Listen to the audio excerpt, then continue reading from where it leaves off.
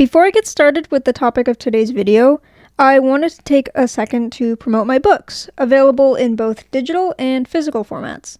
I have a storybook called Boris and Connie Share a Picnic, which follows its titular main characters in a short story about learning to share and ask permission. I've also got a coloring book, Color with Boris and Connie, that includes 21 unique coloring pages of all 4 characters from my storybook. I worked really hard on these, so I hope you enjoy them. Links to both the physical and digital copies to these books can be found in the description below. Now, for today's video, I wanted to do some Mermay-inspired art.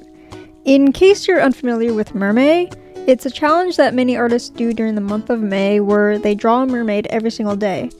Lots of prompts can be found online, organized similarly to Inktober, where there's a new prompt for each day of the month. I've been wanting to participate in Mermay for a while now, but like with many of these monthly challenges, I forget about it until it's too late, or I just can't find the time to do it. This might honestly be a blessing in disguise every time though, because the last time I participated in that kind of thing, I was struggling to keep up every day.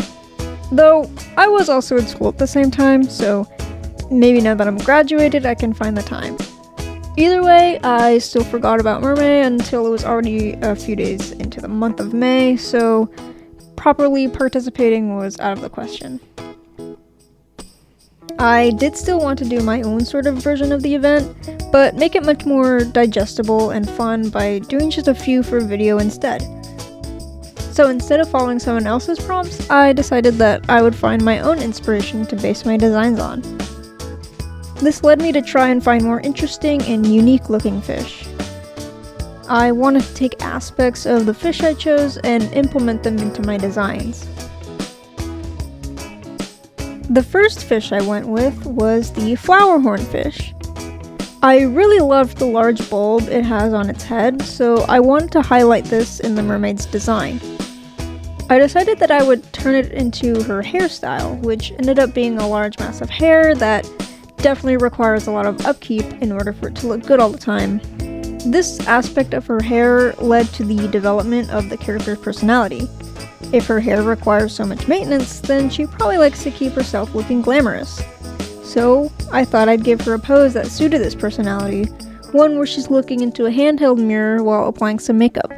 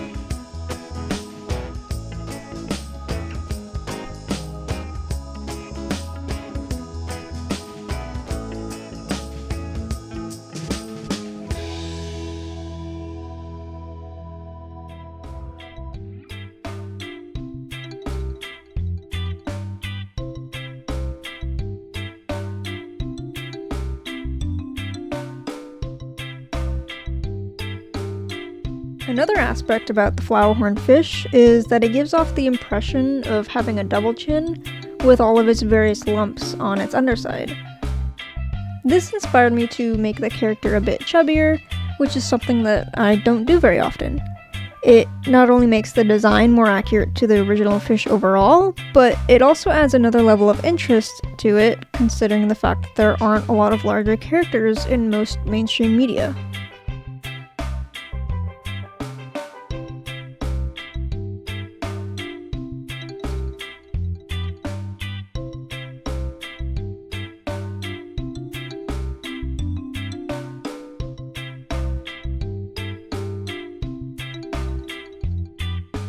For her tail, I referenced the original fish in order to figure out the placement of all her fins. There's a really large fin on the top of the fish, a large to medium fin on the bottom, and 2 smaller fins on the side. I treated her tail as if it were like the fish's body, and she was, in a sense, coming out of it. I actually ended up doing this for all the designs in this video, because even though the face and the colors are usually the most recognizable parts, I feel like it's fitting to directly reference the original fish's anatomy, almost like as if that fish were one day turned into a mermaid.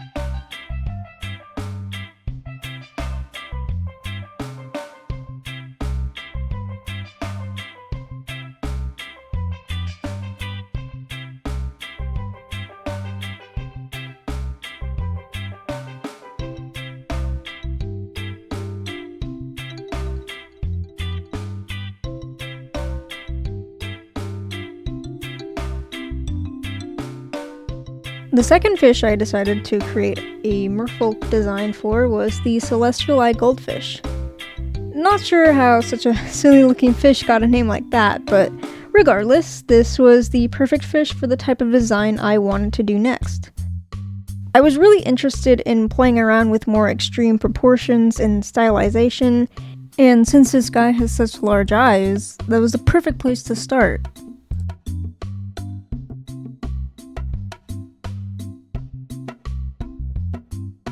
I thought it might be fun to turn the large eyes into a pair of goggles for his design. It fits the underwater theme really well, but it also alludes to the potential interest for the character. Maybe he likes tinkering around with cool things that he finds. Another part I took from the original fish was the shape of the mouth. In the references I looked at, the mouth was more of a frown, but I decided that while keeping the overall shape, I would simply flip it upside down to make it a much happier and more lively character.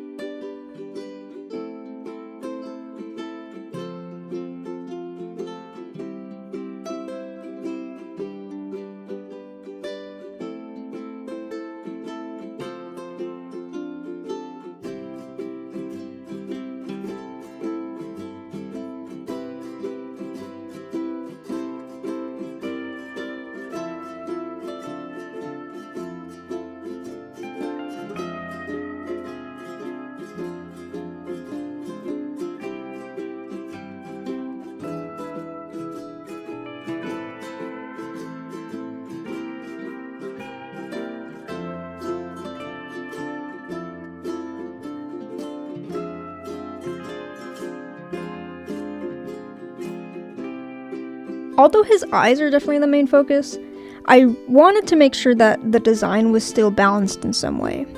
So I decided to give him really large hands as well. I think that by adding this aspect into his design, it creates a more recognizable silhouette for the character.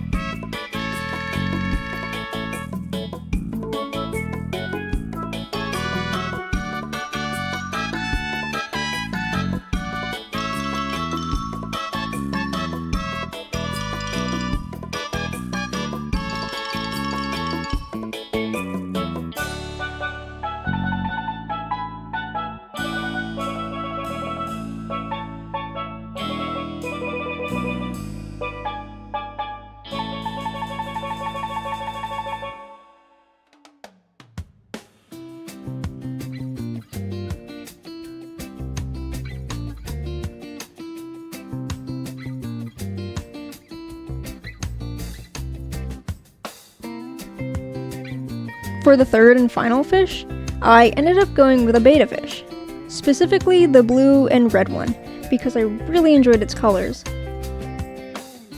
Very early on in the creation process, I thought that since betta fish are well known for fighting, I would give the mermaid some muscle.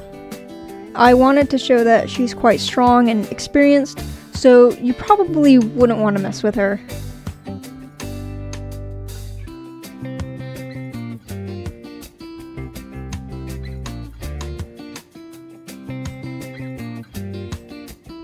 I also decided to mimic the large fins of the betta fish by giving her a large head of hair.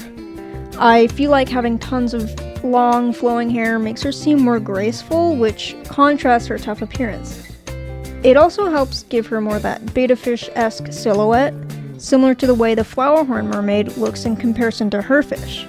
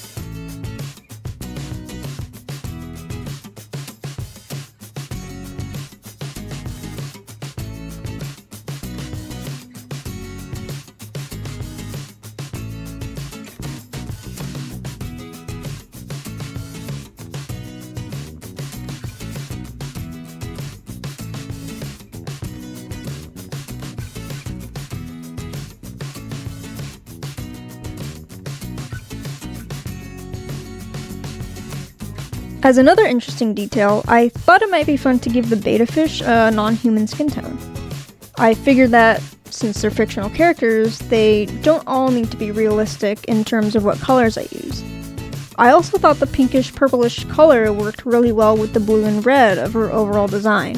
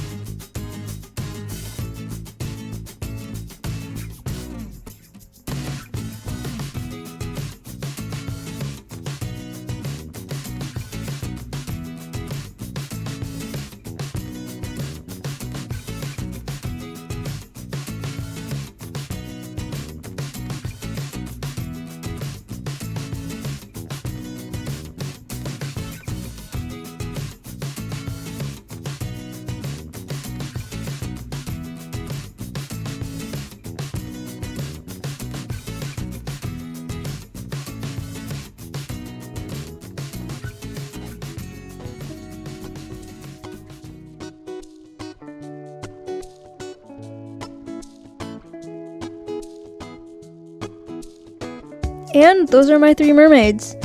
Let me know in the comments which design is your favorite.